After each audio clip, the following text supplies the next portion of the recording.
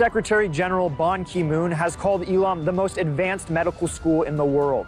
And it's no wonder, considering that the institute has graduated 20,000 doctors in over 120 countries. I want to tell you how 20,000 remarkable young people from over 100 countries ended up in Cuba and are transforming health in their communities. 6 years of medical education and room and board, and it's all free. How can one of the poorest countries in the Western Hemisphere give away something so precious to so many and expect nothing in return? The Latin American Medical School was started in 1999 as a response to the destruction caused by Hurricane Mitch in Central America, particularly in Nicaragua and Honduras. The Cuban government, and in particular Fidel Castro, had decided to begin a medical school to be able to serve the long-term needs of those countries so that they would not have to find themselves with massive destruction in their country and not enough medical attention, not enough doctors. There were a number of countries like Honduras, Nicaragua, Guatemala, and Bolivia who were represented. The students that arrived were able to take advantage of a free scholarship to study medicine. The Cuban government didn't ask anything of them except that they go back into their communities, into communities that needed medical assistance, that needed medical doctors, and that they work to ensure the health of every single person within the communities that they came from.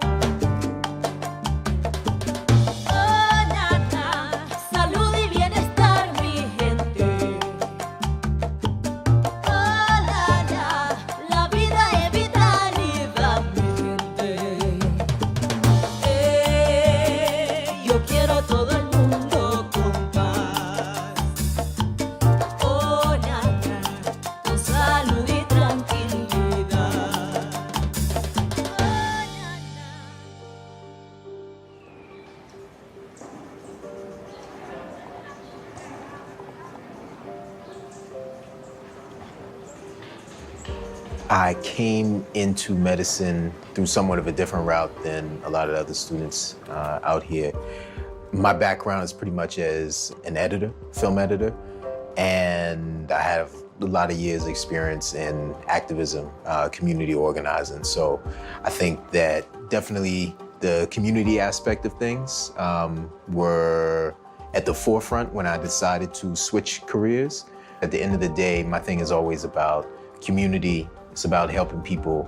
It's about really trying to be as hands-on in meeting people's needs. I feel like medicine embodies my passion for both health and social justice because I view health as a social justice issue. I always grew up with community organizing meetings, and they actually helped to start a support group for community-based health programs in the Philippines. And through that, I saw how you can approach health not just from a biological perspective, but how you can tackle the roots of inequality that produce health disparities. And so looking at health from this holistic perspective. I don't really know when it started, actually. I used to tell everybody, when I was a little kid, I wanted to be a doctor. And I think I just had a really good experience, like most people. They had a good experience with their pediatrician. And they thought, like, oh, I want to do that.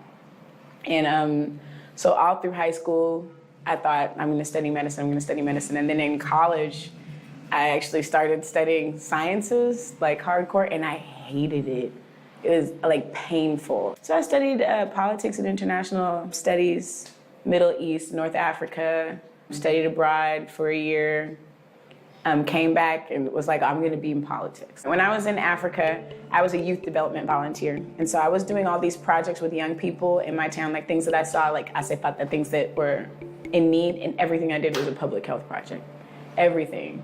And I started thinking that maybe I'm really supposed to be doing medicine because I'm not really satisfied with all this political stuff. Something will always be kind of turned around. There has to be something else that I'm doing along with the politics.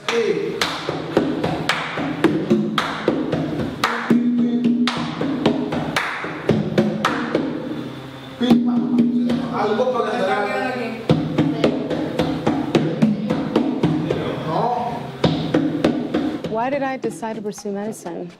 I mean, everybody wants to be a doctor when they're a child, before society implants all that bad energy. You know, I think in 5th grade, I remember writing a paper about wanting to be a doctor in Africa, and wanting to cure AIDS and cancer at the same time. But then I also wrote a paper about wanting to be an astronaut. So it was in my head when I was young. I remember having distinct conversations. I thought everybody wanted to be a doctor, like that's what you were supposed to choose. And then you grew up and things change and you realize you're poor and things are impossible. But then you also realize things are possible. I always wanted to be a doctor since I was like in 6th grade. I always loved science. I always loved helping people. And so like as I made my journey along the academic preparation for medical school, in college I actually hit a roadblock because people were more interested in maximizing social connections and grades instead of actually helping people and preparing to be good doctors. So that's actually when I decided to kind of put the medical school option to the side, and I actually went into education. So right after I graduated, I became a teacher in East Oakland. I taught for 5 years, but as I started teaching, I realized I really loved teaching, but I knew that my heart was always in medicine. At the same time that I was interested in sciences, I was also interested in football. And I was excelling pretty well in football. The issue is that it's really tough to put biology and football together. But then I stuck with football. Football took precedent. And I kept playing. I went from the University of Oklahoma and started my professional career, my very rocky professional career. I finally got picked up by the Raiders. They sent me to Europe. Europe was crazy. This was back when Europe had the NFL Europe. I was on a kickoff, running full speed to go make a tackle, and some poorly educated player hits me in the back, which is a very illegal move, illegal thing to do in football. I fall off balance. Instead of hitting the guy with my body, I hit him with just my arm. My arm flies back so fast, it tears my pec out of its insertion in the humerus. It kind of gave me like a year. You know, whenever you get serious injuries, you got to rehab them. This was my road to get to medicine finally. So I did some soul searching, and after my year rehab, I decided not to go back to football, but rather just to go learn Spanish. I told my father about it, and he had the foresight to give me an option that appealed to something a little deeper, you know, which was, you know, the will that I have to learn medicine and help people out. And he tells me about Cuba. He says, I've been trying to put my students on it forever. Not one of my students have decided to go through with the program, but I think it's something you might like. I checked it out online, and it had to be Cuba. Yo soy Cuba, soy arena, soy pimienta, tabaco y ron, combinación perfecta. Dale, súbelo.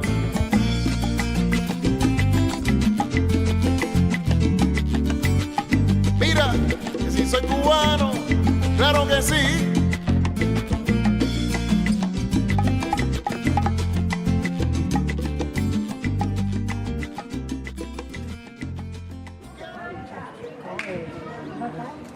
I decided to come to Cuba because of, number one, Cuba has a tremendous reputation in the world for graduating well-trained doctors who are serving all over the world. Secondly, their reputation in primary healthcare is also excellent. It's something that they focus on, primary healthcare, prevention, preventative medicine. So those are things that definitely attracted me as well. A free medical program. I did undergrad. I still, to this day, have bills. I have bills from the classes that I had to go back and take in order to apply to the program out here. And so that was definitely a plus as well. And then being clear about stepping into a program where there are professors who are used to working in and being in situations where they don't necessarily have everything that they need. Because at the end of the day, the situation that I'm going to be going back to, the reality is that, you know, poor working class communities in the US as well as other places don't necessarily have all of the things that they need. The program here in Cuba, Latin American School of Medicine, is a program that really integrates health as a social justice issue, and also in terms of the holistic view of medicine and health services, health access.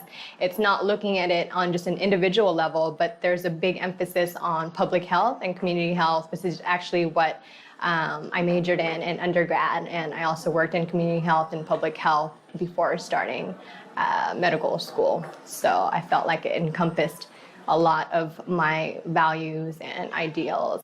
I'm from an immigrant community in Queens, and back in the 80s, it was full of Colombians, full of Ecuadorians, Latin Americans, you had your Asians.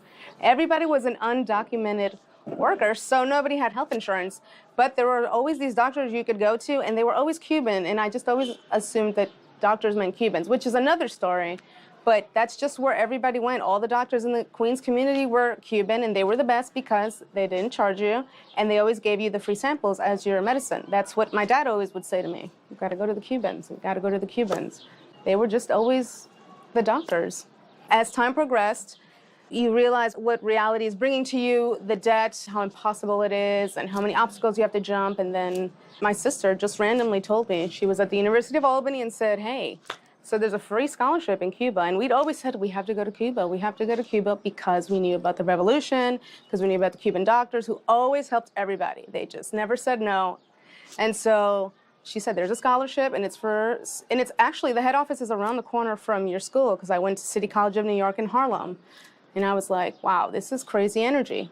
So read the pamphlet, and everything I kept reading was like, yes, that's exactly why. Yes, yes, that's exactly what I want to do. You know, I wanted to learn to be revolutionary. I don't really still know what that means, but you know, you always see people on TV and you hear the stories and you're like, revolutionary, that's cool, I want to do that. There has to be a school for that. I was talking to a friend of mine who's she's a medical anthropologist, and she said, what are you going to do when you finish school? And I said, I really want to go to medical school, but I can't really afford it, I don't think, and I'm old. You know, it's just going to be weird. And she said, you should go to school in Cuba. And she told me all about it. And she said, it would be perfect for you because you love international work, and you will learn another language, and it's free. And I said, let me check that out. When my family moved to Oceanside, my father got really sick. My mother also got really sick. And there was just a whole host of things that happened because of those sicknesses that I kind of became aware of all of the things that could go wrong. And I realized that there weren't mechanisms in place in our society for the people that really wanted something better for themselves or for their children. There weren't ways for them to get better, for example, if they had a mental illness, which was the case of my parents. And so I just realized that I knew when I went to medical school that I wanted to go to medical school where people just really cared about helping other people, right? And they were gonna practice it in a humanistic way. Instead of looking at their patient as a potential profit, they were looking at their patient as a human being who's potentially suffering and who deserves to be treated and receive medical treatment at the highest quality that they can provide. And so I knew those things existed in Cuba.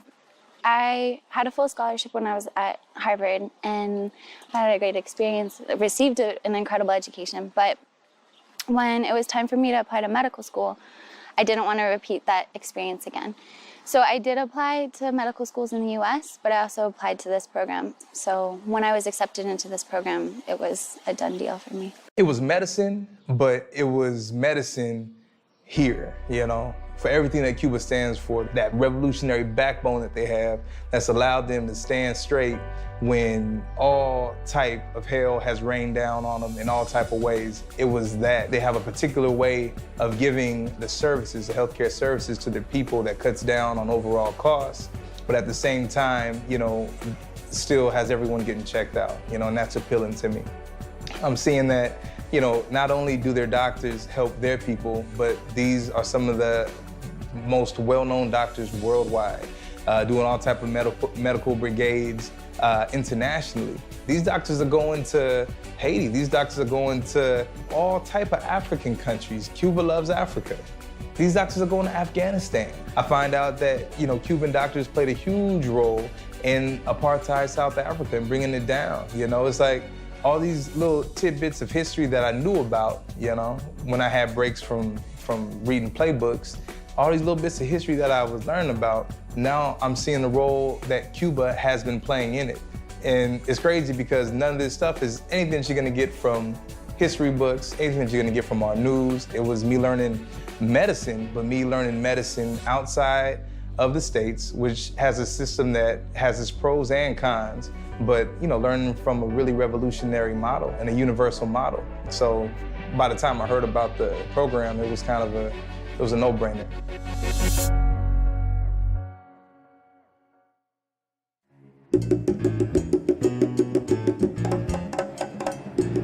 You're really stepping into a situation where you don't know what's going to happen.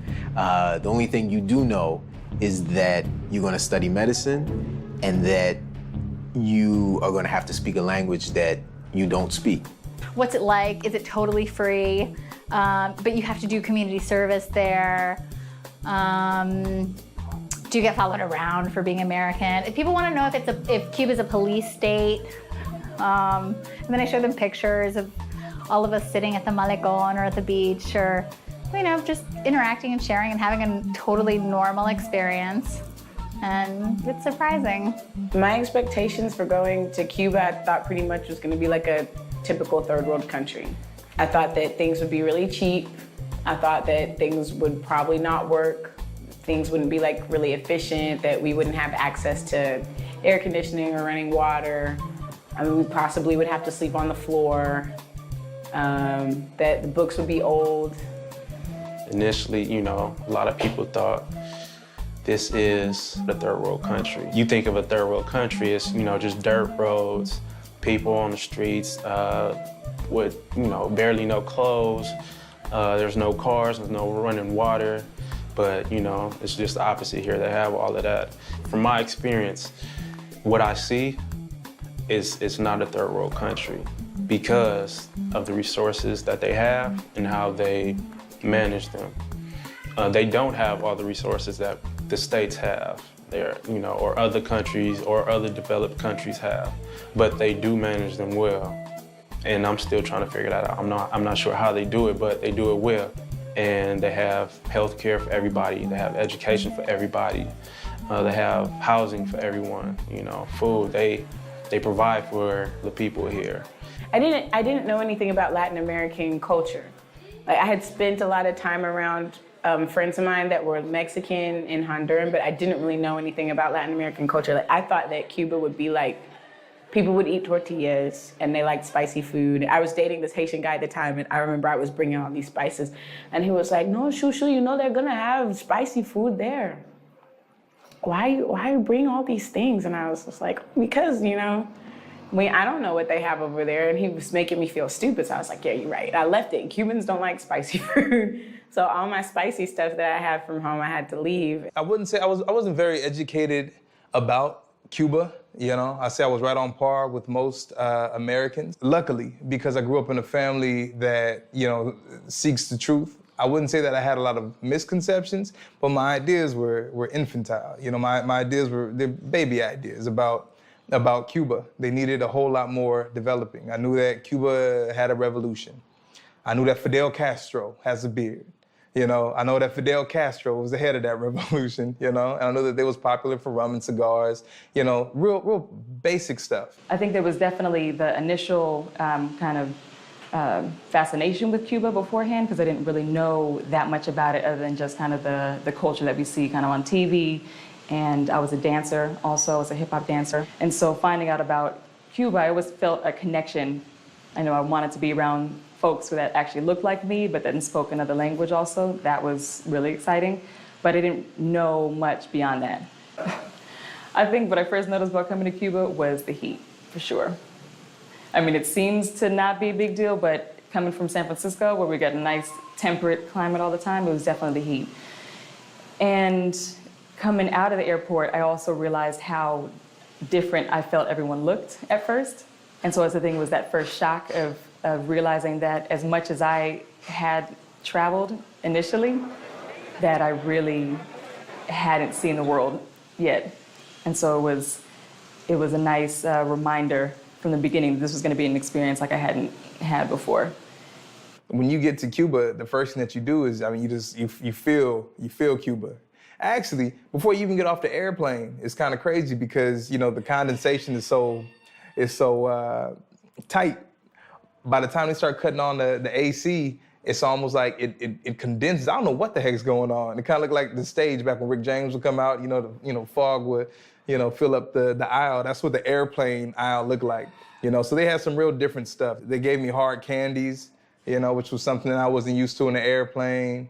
I had like negative leg room, in the airplane. There's little things that were starting to hint that I'm about to have a very unique experience. And once we landed, looking out the window, I mentioned the orientation that IFCO has. I was already around a lot of my friends from the orientation, so we're all excited, we're nudging each other, getting all pumped up. And we look out the window when we start to land, and we see just all this green. We land in Jose Marti Airport and see all these, palm trees, banana trees, and tractors and stuff, and it's obvious that, we're somewhere else. Getting off the plane, that humidity just kind of gives you a quick chest check. Hits you real tough in the sternum, and you here. You are all the way here. You got folks smoking in the airport, different. You know what I'm saying? Just all these little things that you start to pick up, But more than all those little things, the general excitement. If I could put myself back in that moment, the general excitement of landing, being with friends that have been preparing for the same thing as you, and knowing that you are about to start something very special and that you're lucky. This isn't everybody going to Cuba. The highest concentration of Americans legally in Cuba are those of us who are in this medical school program. So, I mean, it's this feeling of gratitude. It's this feeling of excitement of what's about to happen, and it's just that more than all the rest of the little details, it was that on that airplane. Looking forward to, in my case, 7 years of med school, 7 years of transformation in this island.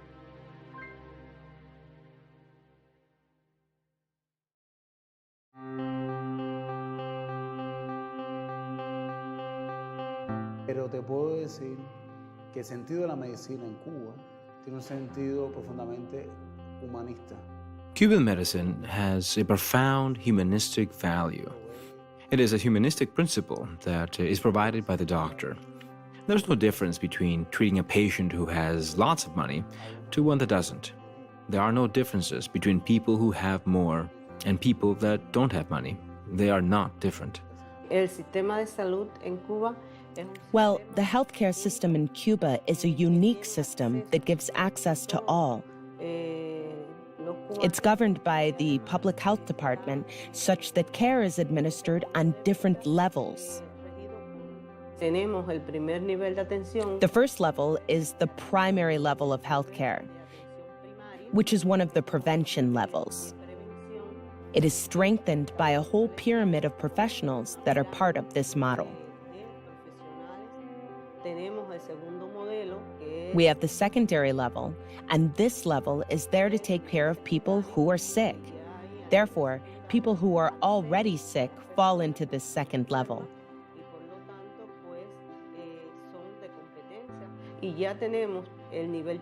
And we have the third level. This level includes all the institutes, which are specialized centers to treat different diseases at any given time. In the primary level, on this level, in every neighborhood, there is a family doctor and nurse. And so the people who live in the neighborhood have access to go to their doctor or nurse for any condition, to be cared for and prevent diseases before having to go to the secondary level. Well, it's a system that covers everything. It is very comprehensive. There are some deficiencies when it comes to resources, right? But the organization is well structured. There are concerns from the health authorities. For example, there are screening programs. Screening programs are to investigate, to detect diseases early, before they evolve into something fatal. For example, the screening program for cervical cancer. That's a program where the government organizes and provides resources to have it established in the primary level of healthcare. It's a program that starts when you're 20 years old, when women start having an active sex life. And that is when you screen for cervical cancer. Everything is free. It is guaranteed by the state. That's an example of a very interesting screening program for cervical cancer. There is also the mother-child program, which is why there are low rates of mortality like in developed countries. Because it's a government policy, all the resources are allocated. Early screening of pregnant women is organized in the primary healthcare level. And there, a woman is screened and monitored in order to detect risk factors for the pregnancy.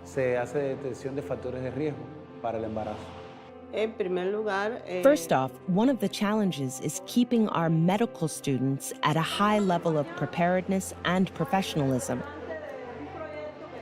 Secondly, providing an excellent level of service to the population. And thirdly, ensuring that the community has all the resources and has access to healthcare on all levels. All Cubans have the right to access any level of healthcare without having to pay. They can access the most sophisticated procedures for free. If they have a cardiovascular disease and have open heart surgery in a specialized institute, it is all absolutely free. And these are our challenges. Maintaining our health is one of the first pillars of our society: education, health, and sports. These are three important pillars of our society, and through that path, we are further shaping our healthcare system by raising the quality of our services provided with high levels of competency and professional and ethical performance from everyone working in this field.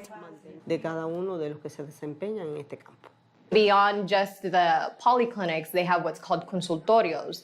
So the consultorios are basically your local family doctor's office. So if you just imagine a house at the corner on your street converted into a waiting room in a doctor's office, that's what the consultorio is. And so the consultorio is made up of the equipo básico. And so the equipo básico is the local family doctor and the nurse that works with him or her.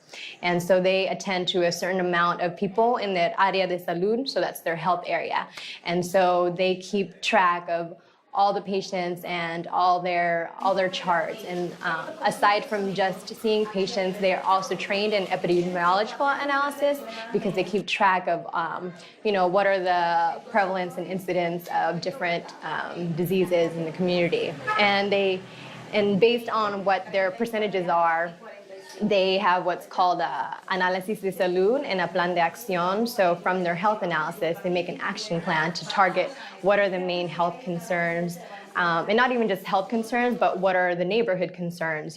Are there garbage disposals available? Are there things that are attracting, like mosquitoes?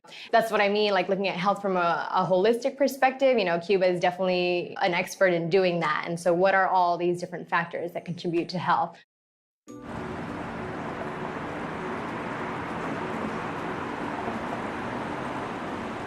The Cuban approach to healthcare I think is one of the better systems in the world in that they have made a huge effort to educate the population about their own health, so people feel very empowered and feel very much like they are participating in their own health rather than kind of having to go to a doctor and not really understanding any part of the process.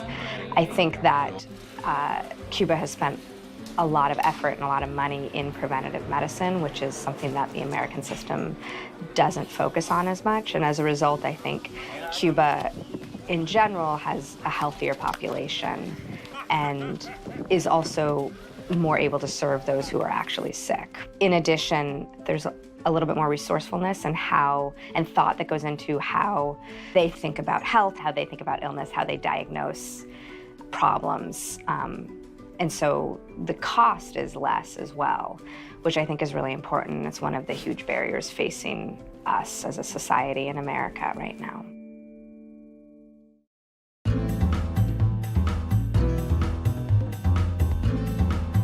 When you first get here, you go to ELAM, which is it's the biggest medical school in the world. It's international, people from all the continents. It's a stretched curriculum. We med school in the States is 4 years. Here is 6 years, plus a pre-med half of year, plus a preparatory year if you need to learn Spanish and get your language skills up to par. Medical school isn't easy anywhere. I mean, medicine is hard. And then learning it in another language. I'm Latina. We spoke Spanish at home. I grew up speaking Spanish. But one thing is chit-chatting with your grandmother, and another thing is understanding pathophysiology and reading it. And so it's intense. And there, rather than break apart the human body, you look at it like an integrated system. And they always had these courses that really pounded home the community and the person. From the person, they get you learning them as a biological, psychological, and social being. And from the community, they show you just how that is an integral part, of the whole. And then after the first 2 years, or if you do pre-med 3 years, you go to a hospital. It's called Salvador Allende officially, but all the people call it Covadonga. Everything in Cuba has 2 names. And you come into the city and you do the practical experience, the clinical years, which are 3rd, 4th, 5th, and a 6th intern year. When you come to Allende, it's every day you're in the wards, seeing patients, and it just really changes your dynamic of, okay, I'm here, I've made it to the other side of being an actual physician. Because when you walk in the hospital on the first day, you're a doctor. So when they see you in your white coat, it's like, okay, doctor, I need this, this, this, and that. And it also changes the way you see the population and the way that you speak. It actually makes your Spanish better because every day you're with the patients. Coming here, we had to automatically, immediately enter into the hospital situation. And it was a little bit, it was nerve-wracking, like the first year. How did I get over it? Practice. Every day with patients, you forget about it. You forget about being insecure and nervous. It's so much work that you have to do, you really can't focus on anything. So it was just like, okay, well, breathe, now just you get your independence and a little bit, and then you just keep it moving. Our professors, they have a very high standard, and they really expect you, and they know you can live up to that responsibility. They know that about you, so they encourage that in you. Porque eso es súbito y no hay arreglo. Sí, a los 3 meses. She came in fractured hip. She also had bronchopneumonia, and so has been really just fighting and recovering since she came in. ¿Tiene expectoración? No, ni tos tampoco, ni fiebre. Me van a poner vitamina, me dijo, de 12, de 6, de... O sea, ¿cuántos años tiene? ¿Cuántos años tiene? Ay, sí, 90. No, 90. 90. 90? 90, 90 años, 90. 90. Y luchando. Her fractured hip is healing well. and she had bronchopneumonia that has also been cured. So we were just talking about things that can be done nutritionally to sort of make up for low red blood cells for the anemia.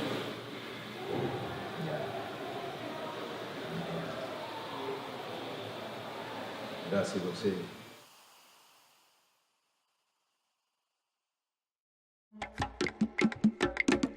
La clave tiene sentido, tiene alma y tradición, tiene el secreto de nuestros ancestros.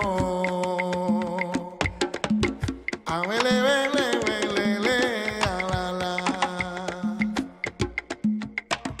La clave tiene sentido, tiene alma y tradición.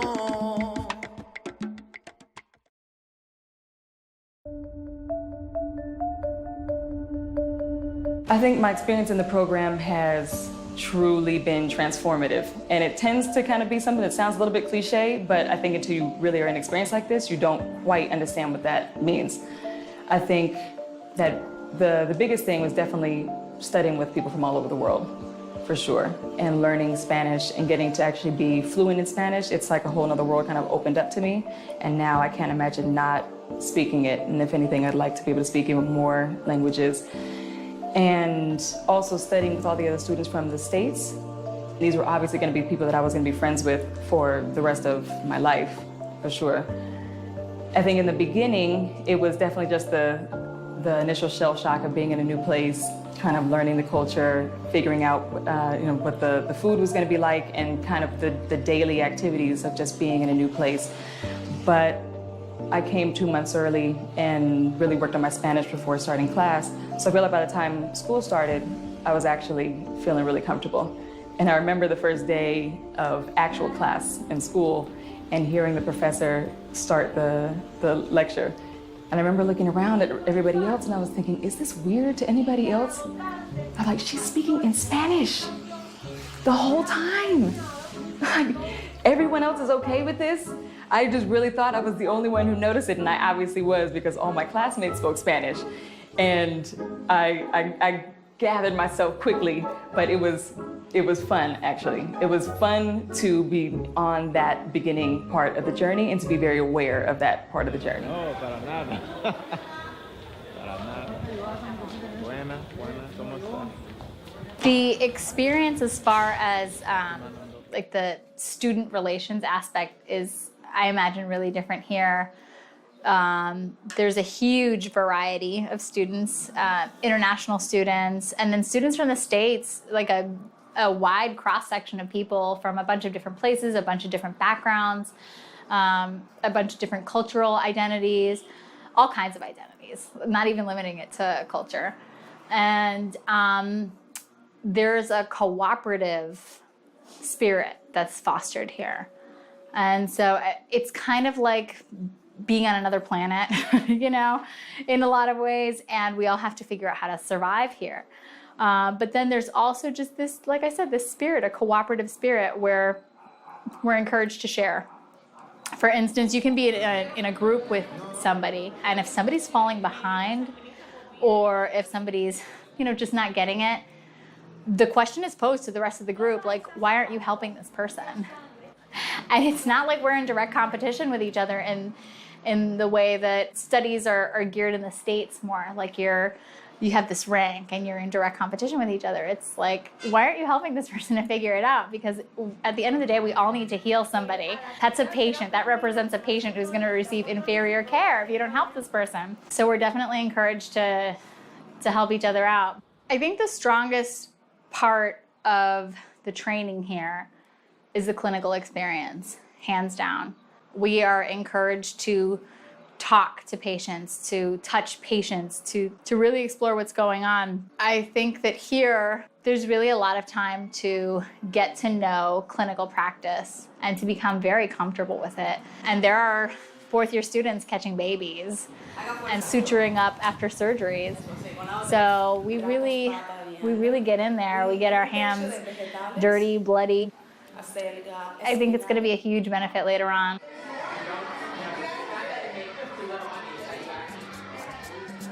It's not hard to have fun here. It's really easy. We're such a unique group of people, and everybody has a shining personality and stand out in their own way, and we come from such diverse backgrounds, and we're all very different people, so that's very entertaining. So I think just amongst ourselves from the US, there's infinite entertainment there. But then on top of that, there's a whole nother culture to get to know. There's the dancing and the music and the fun in the streets. People are just out in the streets in Cuba. That's one of the most striking differences from like my neighborhood back home is come 5 o'clock or 6 o'clock in the evening, the streets are full, the kids are kicking a ball around. Cuban people are very inviting. They will ask you to come into their house and they'll offer to you whatever they have. So their reception is warm, and the people are friendly. I'm not scared when I'm in Cuba. Like, I feel like the Cuban people, they take care of me. They're looking out for me too. There's a desire to kind of get to know what's going on a personal level. Like, you're a person. I hear it so often, like, the US people are good. You know, the Cubans are on our side. They want to get to know us. They recognize that we're friendly. We're here to learn from them because they've really got it organized here.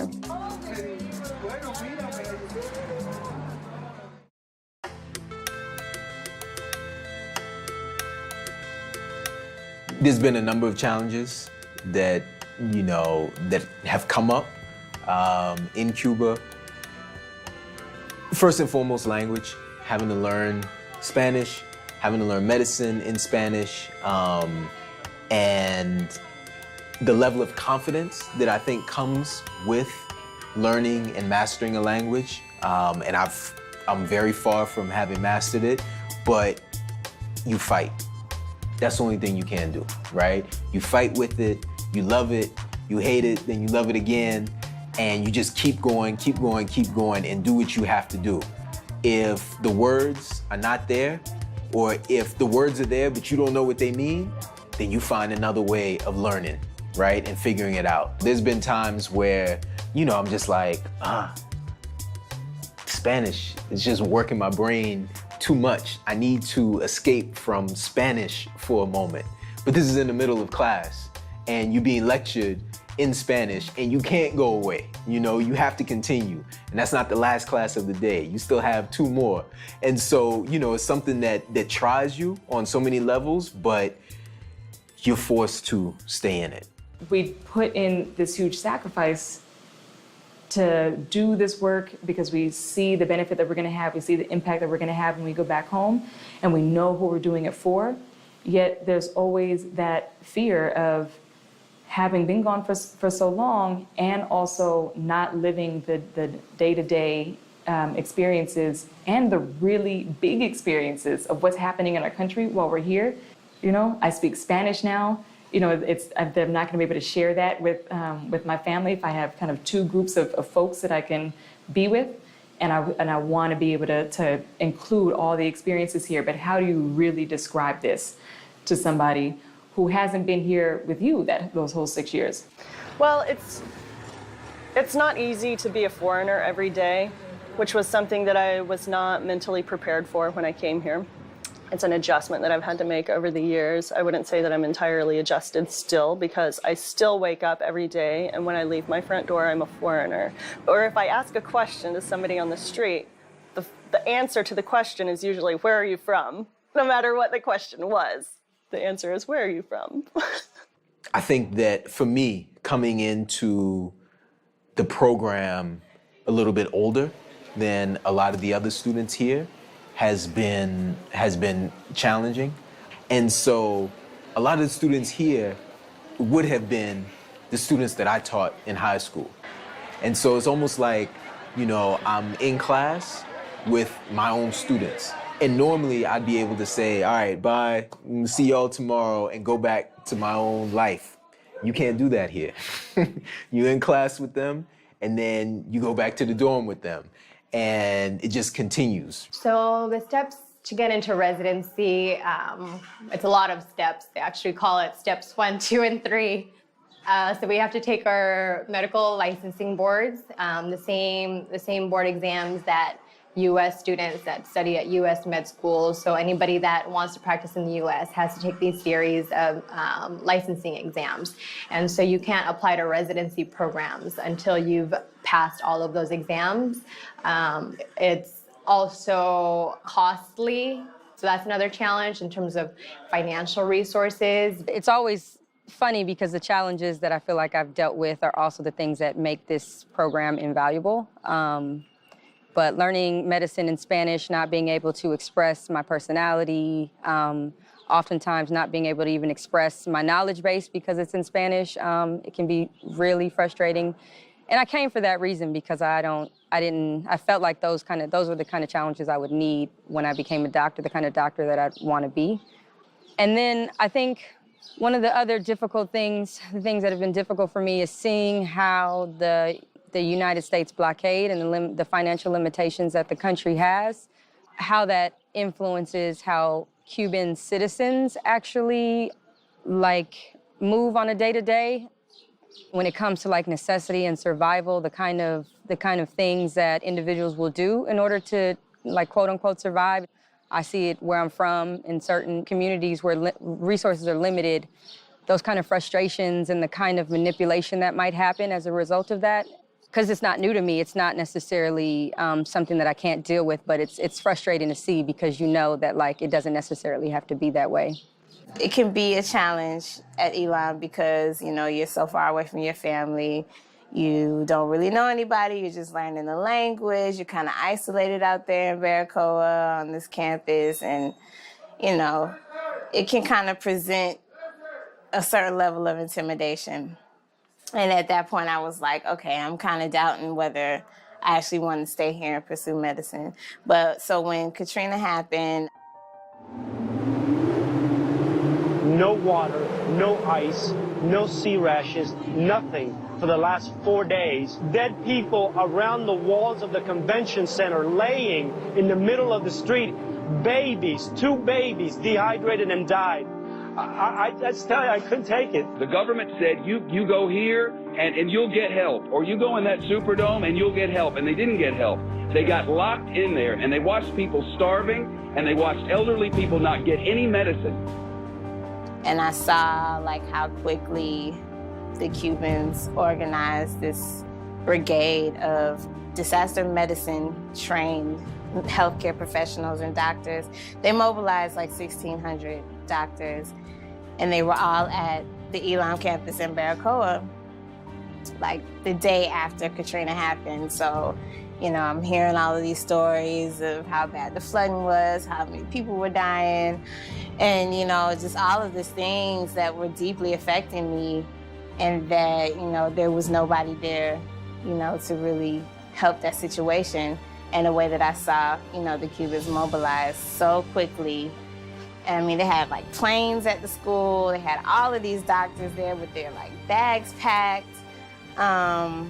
They solicited myself and 2 other people who had graduated from schools, from universities in New Orleans, to give a seminar on the different things that make it, a unique place, stuff that they would need to know upon going in there. And it was just amazing to me that they were able to do that fast. And then, of course, all of that got rejected. So, it was very inspiring for me to actually stay here because that's the kind of medicine I want to do.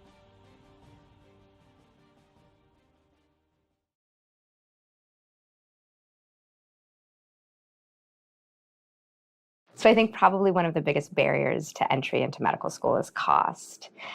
Assuming you majored in a science and took all the prerequisites, then you can start applying to medical school. You have to take your MCATs, which you have to prepare for. It costs money to prepare for them. It costs money to take the actual test. You have to then apply to all the schools, and each application to a school costs, when I was applying, it was $80 to $100 for each school that you wanted to apply to. It's probably more now. So, and most advisors say that you should apply to anywhere between 20 and 25 schools. So it adds up really quickly. If you get interviews, and you're lucky enough to get interviews, then you have to fly to each of those places. You have to find a hotel to stay at. You have to buy a suit to go interview. There's all of these little costs that come up. And so it ends up being an incredibly expensive process. In addition, you have to take time off from work to do this or time off from school. A lot of people, like myself, are lucky enough to have family financial support, but I think a lot of people don't. And I think it makes it very difficult to apply to medical school.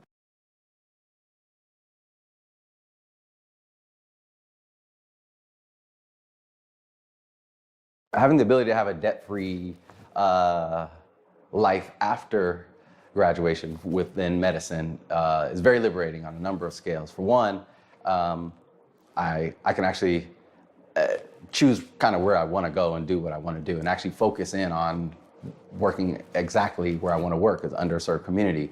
Many doctors in the United States, that is their biggest concern, is being able to work in places where they can actually make a difference, but then still make an income. So my debt definitely affects me on a daily basis. I have a lot of it, and I didn't really go into medicine thinking about debt or thinking that debt would affect me as much as it has.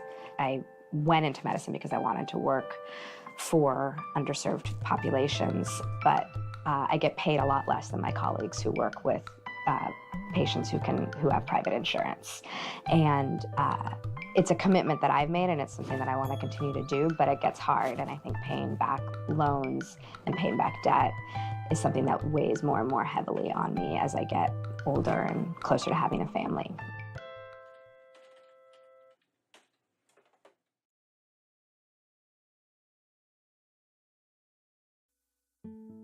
In other places that I've been, that I've lived in the US, the main problem is access. Working people, poor people, not having access to healthcare and or not having access to quality healthcare. My parents don't have access to medical care. My mom should be getting mammograms every year, and she hasn't had one in, say, 7 or 8 years. My dad just started getting screening for colon cancer because he is 65 now, and he's allowed to. He's got access to medical care right now, but the incidence increases dramatically in your 50s. So our problem is it's not a lack of medicine, it's not a lack of medical care, it's a lack of access to medical care and a lack of focus on prevention. In our world, in our medicine, because it is so hard to get access to physicians, so it becomes very challenging to educate them on the most pertinent things and deal with all their issues in one simple, short, very concise visit. I feel like that's the biggest challenge. Giving the patient the quality time they need in the time that you have allotted for that.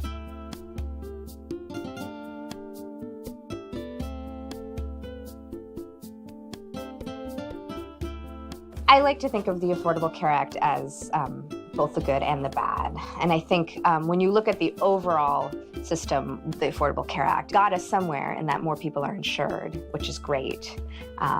But I don't think it's the insurance we need. I think the insurance we need is a single payer system. And I think the insurance we need is one that takes away profiting from out of the system. When you're thinking about healthcare and health, it should be treated as a utility. And as long as we're having this perspective of people profiting off of poor health, we're never really going to be able to cut down costs and never really going to be able to focus on health in the way that we, I think, as a society want to. As a result, one of the things that we've seen in the last few years is that insurance premiums have actually gone up. So this is because there's nothing that's controlling how we're spending our money in medicine. So people are actually, now they may be insured, but they're having to pay more for that insurance. So that's a huge burden on them. It's placing the emphasis on treatment rather than prevention. And there's some things that they're trying to do to place an emphasis on prevention, but we're just not thinking about that in that way.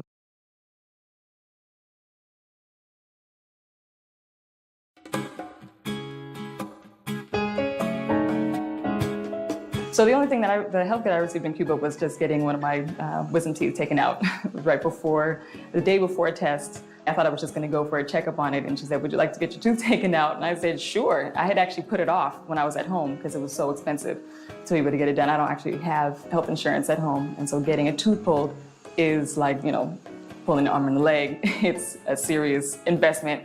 So I got my tooth pulled, and the next day, no complications whatsoever. I went to take my test and was completely fine. But I also got the experience of having my husband get his eye laser surgery here. And he used to wear glasses and now has better vision than I probably ever had. And that was actually really great to see. He, of course, had put that off until he got here. And it was incredibly easy. And he came out within a few days, was seeing fine. And now I forget that he even used to wear glasses. I had a staph infection break out on my leg. And so it was just from like scratching my leg. It turned into this abscess and had a fever spike. So at that point, what you want to try and do is not let that infection seed in other parts of your body. And so I spent a week in the hospital on the school campus in ELAM and got the medical attention that I needed. I was in a group room with other students. There was somebody there with a slipped disc in their back. There was another girl that was receiving like an orthopedic procedure where they were making one of her long bones in her legs grow longer by separating it and moving it with screws a little bit out each day, and the bone was growing in between. There was a pregnant girl in the room. It was just a very diverse group of students from their pathologies, but also from the countries that they were from, the Uruguay and Ecuador and Mexico and myself, and then all their boyfriends and friends. It was a party, except for at 8 o'clock every night, they would come by and they would give me a sharp injection in the booty. And I tell you, like, it was hard and it hurt. But they were there and they gave me the medication that I needed. They gave me the attention that I needed, and they got me out of there in a week. It was a good experience. Yeah, I'm glad that happened to me, that I was subjected to the education that I'm receiving, subjected to the medical system of the education that I'm receiving. Yeah, it was a unique experience. It was my birthday and spring break. In the United States, I very seldomly got medical care outside of what I was doing with football.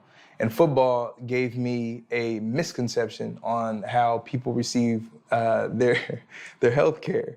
I had not only trainers at my beck and call, but I also had kinesiologists and then doctors as well that were all there to make sure that I was in tip-top shape so that I can make money for the organization, basically. And they invested in that, you know, tip-top treatments whenever I needed it, you know. If I had inflammation in my knees, I'm not waiting for a receta or a prescription. I'm just getting it, booyah, quick.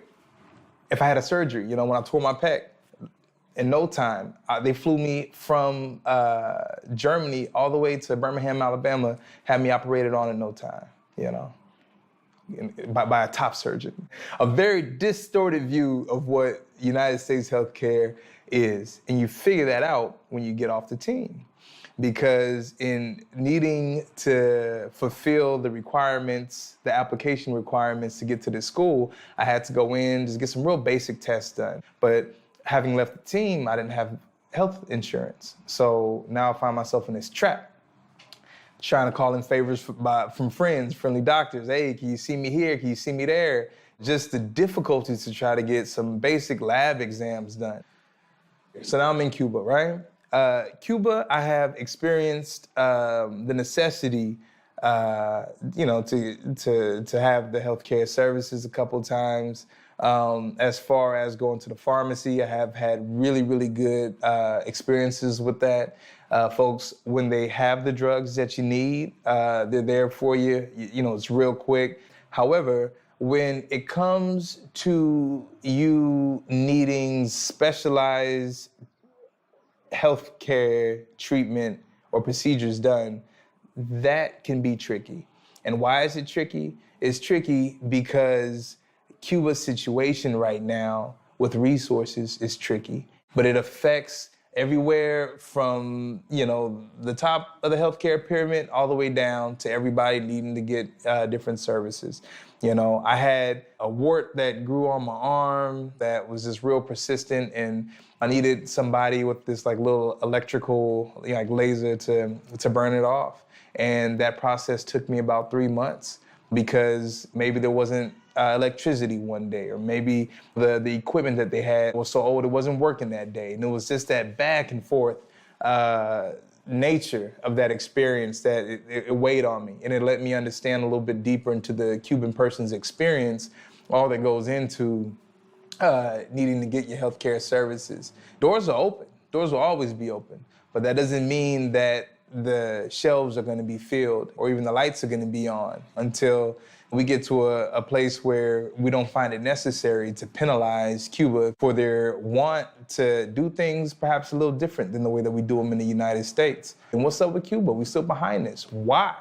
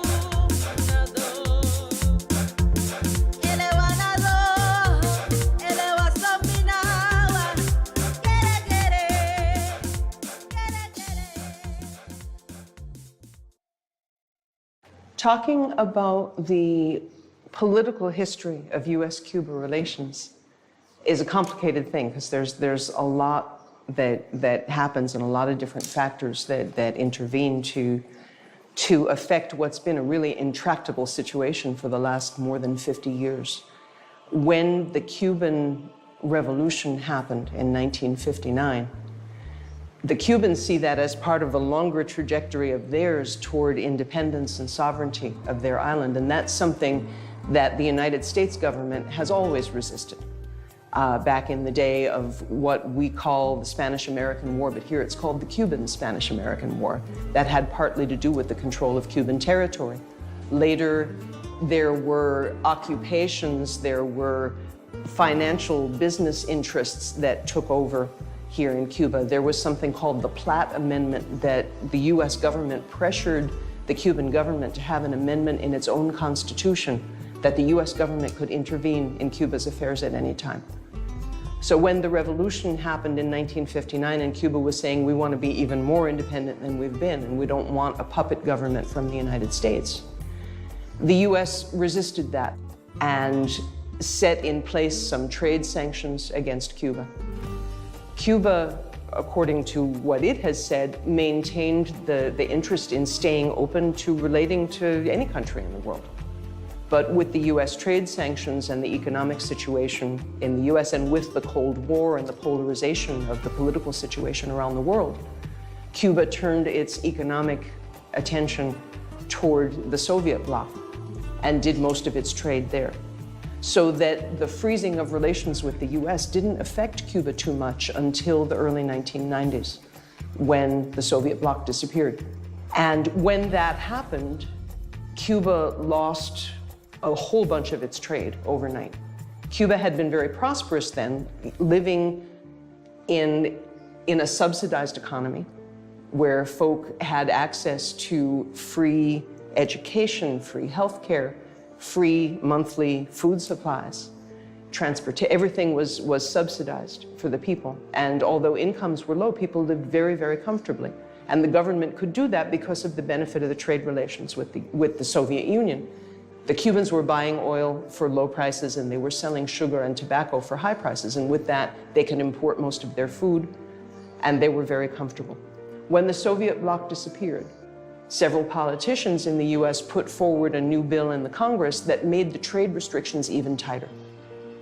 And the Cubans dug in to resist the economic conditions in the early 90s that were created by the intensification of the blockade and the loss of the Soviet trade. They called that the special period in peacetime because it was like a war, but it wasn't really a war. It was an economic war. And folk here made do with so little in terms of economic resources. Anything that had to be imported wasn't here. There was no fuel to run the vehicles. You would be in downtown Havana, there wouldn't be any cars on the street. Food was in very, very short supply. Everybody got skinny. But the miraculous thing, and my first visits to Cuba were in the early 90s, right in this time, the miraculous thing was that they dug in and helped each other. They thought of everything as a group challenge. They invented new ways to solve problems. They wrote songs about the fact that they had to ride the bicycles instead of being in their cars. And with a dignity and a strength and a sense of cooperation, they came through that hard period. And their economy started improving. Since then, some exceptions have been made to the blockade, but the trade restrictions are still there. Recently, in the last couple of years, President Obama has loosened some of the travel restrictions. But it's still true that if somebody from the US wants to come to Cuba, they have to get some kind of special permission from the US government. And the US government claims some kind of right to supervise the program. And that applies to everybody from somebody who's selling food for Archer Daniels Midland to Beyonce and Jay-Z when they were just here. There was a big stink about whether they were allowed to be here or not. Now, some of us who know Cuba and really care about Cuba think that part of the issue here is that folk in the United States are afraid we're going to come here and see that even though the Cubans don't have a lot of money, it is possible to have universal health care. That even though they don't have a lot of money, it's possible to have free education. It's possible to rearrange your resources so that the money goes toward the needs of the people rather than towards the folk who are trying to siphon off the top. So that's why for us, every time we're here, we learn more about Cuba, and we've been so committed to challenging the blockade and letting Cuba be free to be what it deserves to be.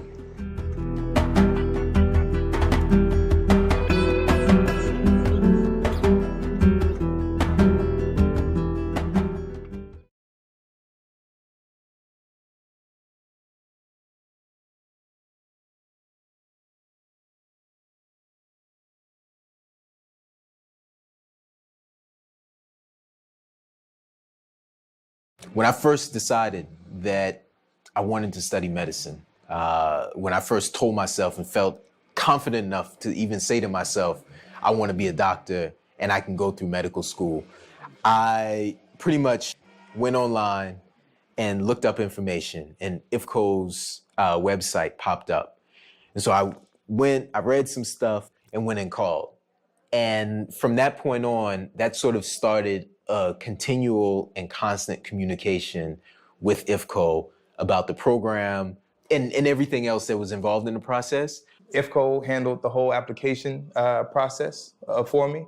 IFCO has, for decades, stood on the right side of history, how their program Passes for Peace, how they really put pastors in what, in my opinion, is their rightful role, which is being true advocates of their people, and not just people who can stand behind a podium and give a really good sermon, but people who are going to go out to Nicaragua, and put their life on the line.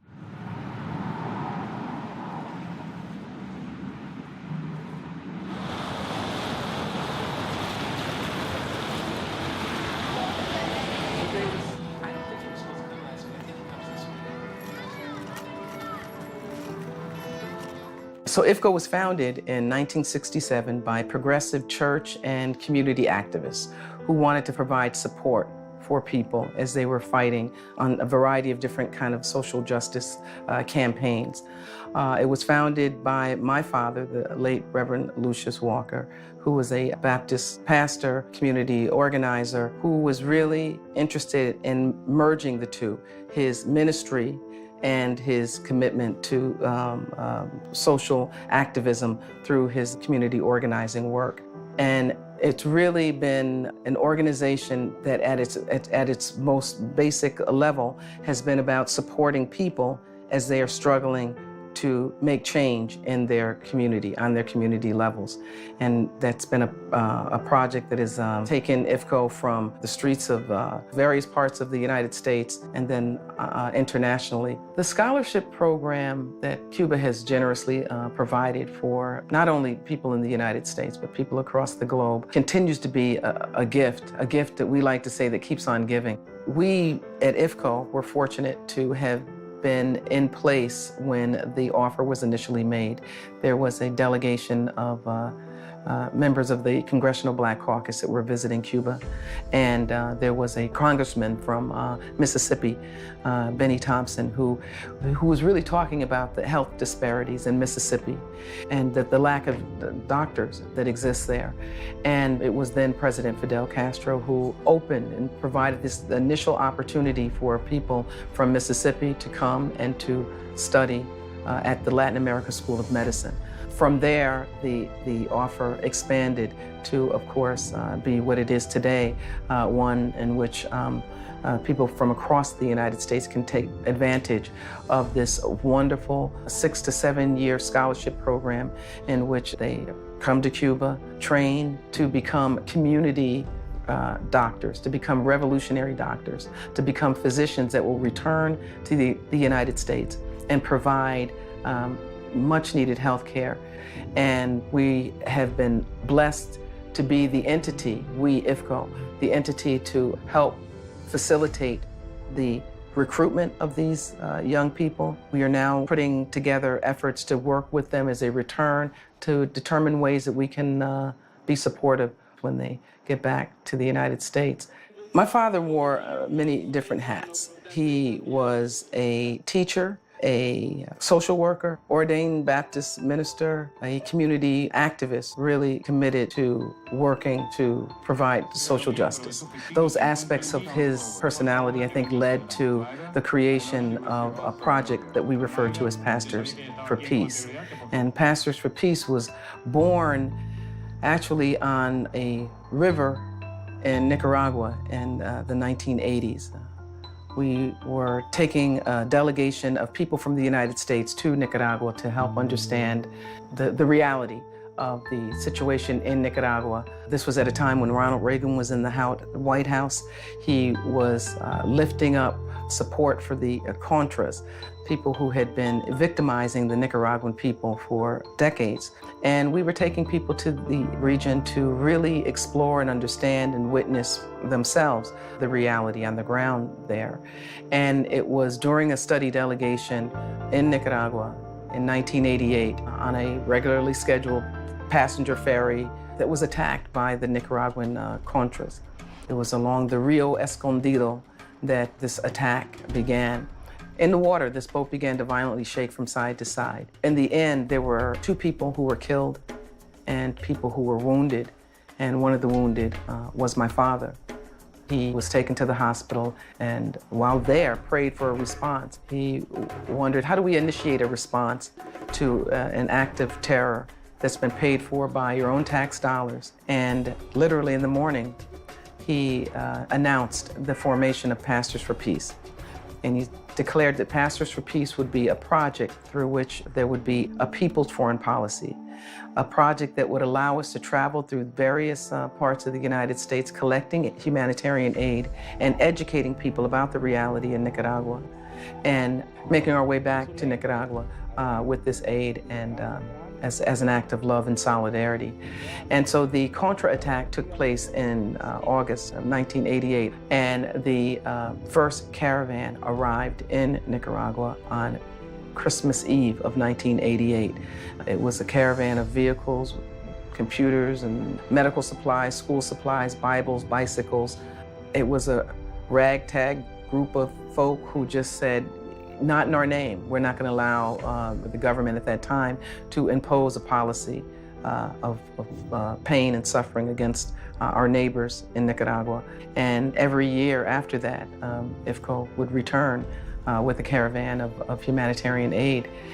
And it was a pastor in Cuba by the name of Reverend Raul Suarez. He ran the Martin Luther King Center in Cuba. He approached my father and asked him if he would consider organizing a similar initiative to Cuba. Now, we knew to do a caravan to Cuba would require a whole level of negotiating and logistical balancing, given the fact that the U.S. government had imposed a blockade and embargo. And we knew that to do so would mean challenging our government. It would mean the possibility of facing fines, prison. Still, we organized that first caravan in 1992 and have been organizing these US-Cuba French shipment caravans ever since.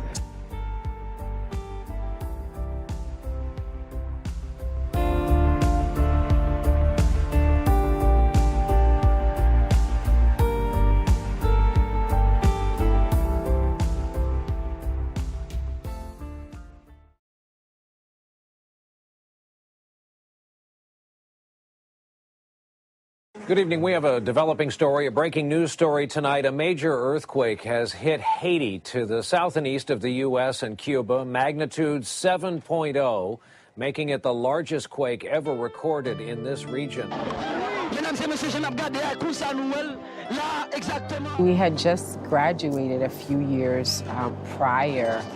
The earthquake really destroyed pretty much most of the nation.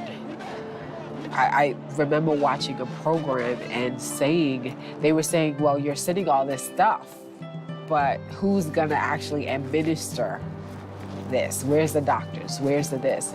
And I just remember being like, this is our time to like be a part of this. But Reverend Lucius Walker at the time was, how do we send the doctors over? How do we get the doctors there to Haiti? And just mobilizing a network and getting the funding and making it possible. And he, put out the call, is there anybody willing to go to Haiti at this time? And as he put that call out, there were 7 women at the time, particularly that said, I'm prepared to go. And I know at that time I was working, but I was trying to find a way of how to leave my job, take a leave of absence for that month or so without pay, just to kind of go and do that. And they wouldn't give it to me. So I said, I'm prepared to go. And so I quit my job at that time to make the transition to go to Haiti and to work. And that experience was such a phenomenal experience. One, because I think it was at the essence and core of what Cuba had taught us. In 5th year, one of our classes was disaster mitigation. And everybody just, you kind of groaned and like, why are we learning this? What is going on? And it's, taking apart a disaster, how to effectively come up with plans and proposals and set things in place to mitigate that disaster and going through the stages of that. And so it was so funny because when we first got off the ground, I remember I was like, oh, you need to do this, you need to do that. And that key class was like, everybody was moaning and groaning about taking it, but it was so essential. And I knew that then and there that was the purpose of why, some of the reason of why I had gone to Cuba. It was to learn a different type of medicine that had social structure to it, that had community building to it. And every single thing that I learned in that class, we literally applied on the ground in Haiti. Cuba was preparing us in our training to come up against any force, any natural disaster, and how do I work in that element and still continue to do what I need to do as a physician, as a person in this community to build it back up. When we got to Haiti, we actually stayed in Croix des Bouquets, and we were there. They had set up like almost like a tent city within our tent city. We transformed a huge park into our living quarters, our dining room quarters, our working quarters. We set up huge tents to do our lab work in, our ultrasound work in. We set up tents in the back to be surgical spaces to actually treat patients who we had to do surgery on, or obstetric patients that we had to actually deliver babies for. We actually became one of the main centers that many of the women would come to in Haiti to deliver their babies for a portion of time. And so it was like, how do you transform this park space into a hospital, living quarters, everything else, and to see that transform basically overnight. I mean, the Cuban doctors were like plying wood, cutting down boards. How do we set up this structure? We were putting up tents. It was amazing. And then, you know, a few days later, we're literally seeing 500 plus patients a day. For me, one particular experience that comes to mind is a little boy, and his mom came and she's running to the hospital trying to get help. And just hearing that mom say, I walked for days to get here because there's no doctor where I live. And in her walking days, still arriving to the place, but not in enough time to save her baby. It tore me apart in a way that this is happening in a global community that is also my community. It may not happen here on that blatant level, but it does happen here because there's so many women and children in our community that don't have access to healthcare, that don't have access to the quality of healthcare even when they have access to insurance. So how do you, as this person who lives in this community, change that and become passionate about changing that?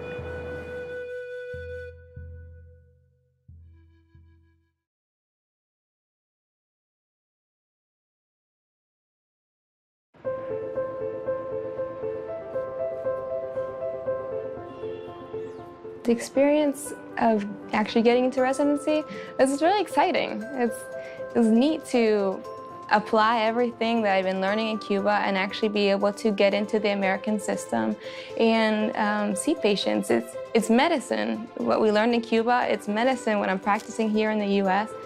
I felt like they fully prepared me in every way to be able to listen and treat my patients and help them to be healthy and active.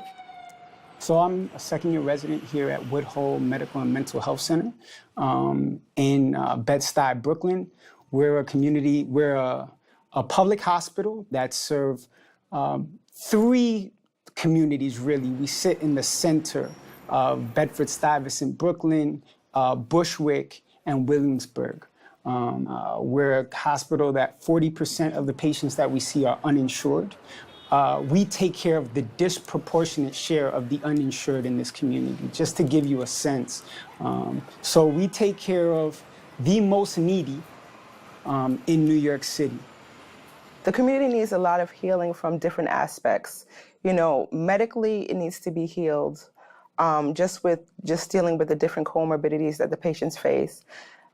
Also in terms of social aspects, because, you know, we need to realize as doctors, you can't just give a patient a medicine and expect them to get better. There's a whole lot of different things that goes into making someone well. And Cuba definitely helped us learn the biopsychosocial method of treating a patient, which is biologically dealing with the medicine, secondarily you deal with the psyche, and then lastly you deal with the social aspects. And so I think that once you have a community healing on all 3 levels, it makes for a better patient. Coming from a system in which the doctor is fully integrated, incorporated, a part of the community, leads you to understand the folks who you're taking care of better. Even today, the wife of a patient who I had taken care of within the intensive care unit, she stops me and, doctor, Spanish speaking, just wanted to tell me how well her husband was doing, how he had, bounced back from when we had taken care of him. It's not so much seeing, that one patient, but for me, it's very gratifying knowing that you're becoming part of a larger community and a larger family. To me, that was always the most important. It's not, I'm a doctor, you're the patient, I'm the doctor, you're the community, you listen to me, but I leave and I don't get on the same bus as you, I don't get on the same train as you, we're completely separate. It's to say that we may have different functions, but at the same time, we're very much interconnected. And I think that was just today was very gratifying. And we get that on the day-to-day just by saying, I take care of you and I forget about you later. No, it's I take care of you, and I think about when I see you on the street, are you still well? And you can always come up to me and, you know, share whatever problems you have with me. I think that people deciding to go to study in Cuba need to realize that it's a real decision. And so it has to be an understanding of personal sacrifice, but also knowing that it's greater than just you being a doctor. You know, you're coming back to community, you're coming back to heal people, and you're also coming back to uplift people, because a lot of times seeing somebody that is of a black or brown color being a physician is very rare for some people, especially myself being a woman. You know, sometimes people see me and they're like, oh, you're a doctor? And I'm like, you know, I absolutely am, you know, and it's something that kind of at times bothers me, but it really makes me realize what my purpose is to change the perception of what medicine is and what reality is. But we have to crack the system. So that means working your tail off, and that means providing high quality care. And also from understanding that what you do is more than just medicine. What you do is also you work for the public good, and being an advocate of communities, not just treating individuals, but also working on behalf of the community. We've come back from Cuba being very humbled, you know, just being very humbled. So when we served medicine, we trained with doctors that did not make hundreds of thousands of dollars. You know, they may have not been rich in material goods, but in knowledge, I mean, they were basically walking libraries. And we were able to, you know, get taught by some of the best physicians. So we come like humbled. I mean, there's no attachments. The people that taught us, they just were doing it because they had a love for medicine. We had so many professors that would tell us, no, you need to know this because all we have is this medicine that we're teaching you. All we have is this. We need you to go back and make sure that these underserved people get taken care of. And it was a phenomenal experience. I mean, I look back on it and it was so enriching and fulfilling. It makes me so happy to speak about it.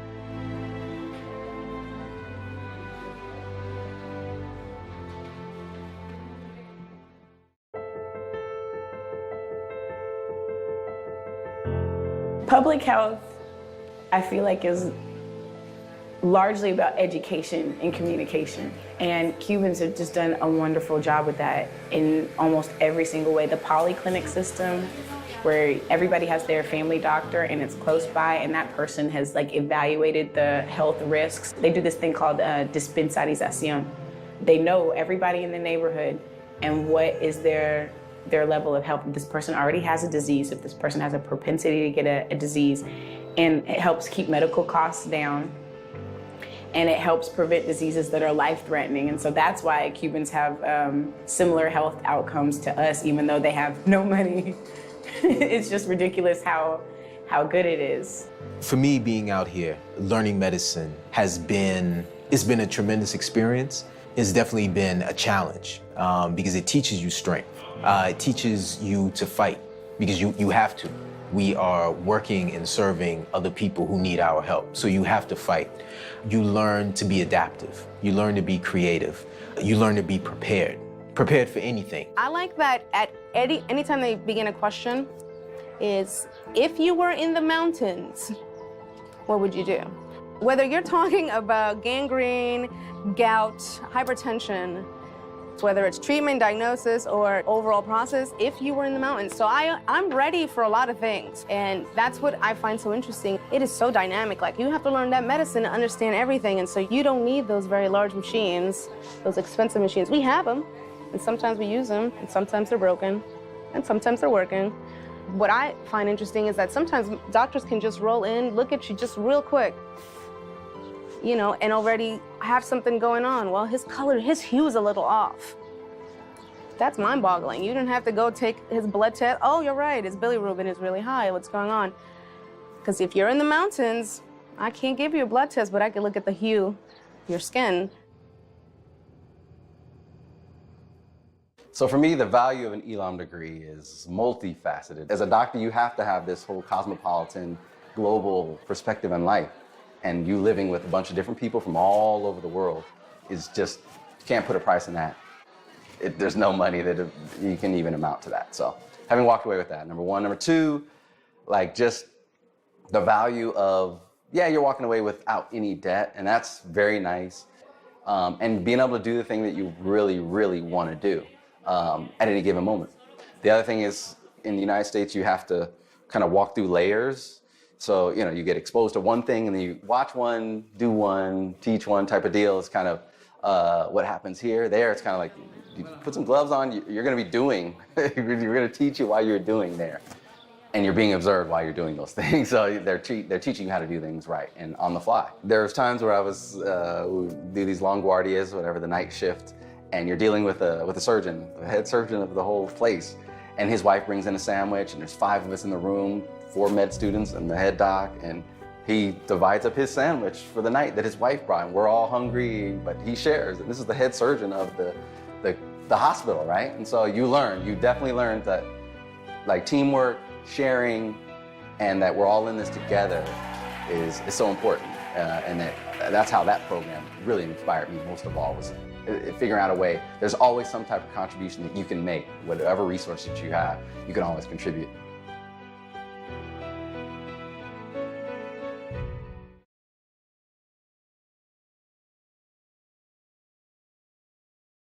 What makes me hopeful about the future of medicine in the U.S.? There's a community of folks that are addressing this issue of health as a human rights issue, as a basic social justice issue, and fighting to get those rights that people deserve. I'm hoping that healthcare will get to the point where a worker somewhere in a kitchen somewhere burns himself and can go to the hospital without a problem and doesn't have to say, no, don't worry. I'm not gonna get anything, it'll cost too much money, it'll take too long, cops will come get me. You know, I'm sick of people feeling like there's no help, like this is it. My arm is broken, I have nothing, I have no money, I have no insurance, and I have to walk around for the rest of my life with a crooked arm. I don't think that we deserve that. Being a doctor is a huge responsibility, especially in a community. I don't know if that's necessarily something that we always get in the United States. I think that that's something that's very well understood here, where a doctor is more like a social worker back at home, somebody who applies what's in their head to what's in their heart. And there's a saying here. I'm going to say it in Spanish first, and then I'll translate it in English. El médico que se confunde, ¿qué cosa es? Un asesino. The doctor who gets mixed up, what is he or she? An assassin, a murderer. So it's a big deal. You gotta be on point, and you've gotta take what's in your head and then really let it come out through your heart. When I finish here, I definitely plan on working in an underserved community. And I think it's important that the education that I will have received here forms the foundation of the medicine that I will be practicing. Because at the end of the day, you have to maintain your focus on your patient, regardless as to how much money may be offered to you, regardless of the shortcomings in the system. The reason why medicine works so well here is because of political will. You can't have a society like ours, and we say like we're the greatest country in the world or whatever, but our society does not take care of the least. This society, people care about people's health first. I thought maybe it was because they have better doctors, or maybe it was because they just have more doctors, but it all has to do with political will. The difference is, I think, is that we think that medicine is like a luxury almost. And if we treated medicine more like a necessity, we would be a healthier society. Aspirations are to actually link up, get folks together, and maybe do something. I mean, even if it's like diabetic classes or something that just happens to kind of unite us and build something together that helps to bring a nice experience to the masses here and show that, you know, we're not just your typical doctors that comes and studies internationally and then comes back and works in underserved community. I mean, that's cute, but at the end of the day, there has to be something bigger that's on a more consistent basis. So I think the future that I'd like to see is a future where it is so natural and obvious that we need to think of our actions in relation to the impact that it's going to have on each other and to the rest of the world and the environment. I want to see a future where from birth, our education and our entire society is really geared towards enhancing our role to bring good into the world.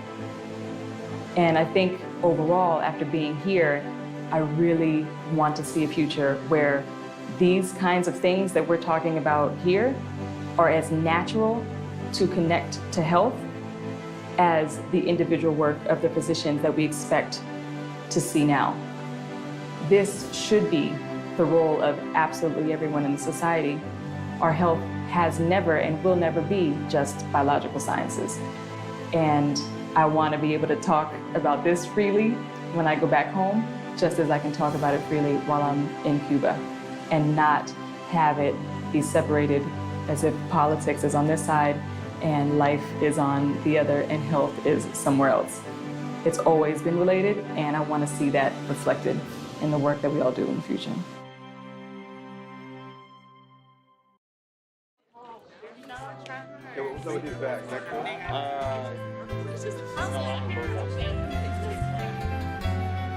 One more.